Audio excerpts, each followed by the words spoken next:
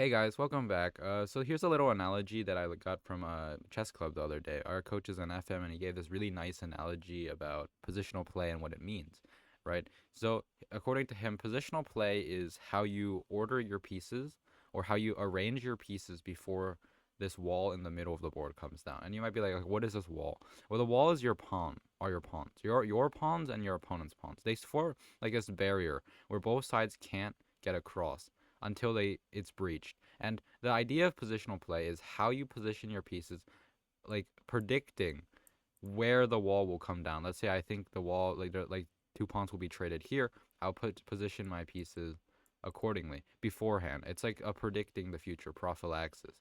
So imagine, like, I don't know, like Rainbow Six Siege or something. Like your team is over here, your opponent's team is over here. The wall is transparent. You can see both sides, and you're positioning your pieces so that when the wall is broken by either side, your pieces have the best fighting chance. So that's the whole idea of positional play, and I think that's really enlightening because it's it's the idea that, like, you better your position based on how the board will adapt in the future. So, like, if there's like a blockade up here, there's no point in putting pieces here because it'll never fall, it'll never break. But let's say there's like a huge contest, it's contested in the middle. That's why the middle is generally the easiest place to break the wall.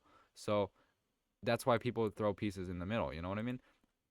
And here are like some special cases. For example, uh, there's a half open file for your opponent, and it's only accessible to your opponent, right? He would strategically position pieces here, right? He would maybe take his rook and go here, and he would see this in the future, and he would in the past, like, beforehand, and he would like try to put his rook here before the pawns come down, so that he has the best fighting chance. And let's say a open file opens, right? Um, or let's say you think that open file is going to open. You want to put your pieces on this line, right? You want to prepare on this line, because you know that this wall will be breached here. And your opponent, if he judges that hypothetically this open file will open in the future, he might not, and he knows that he can't win it.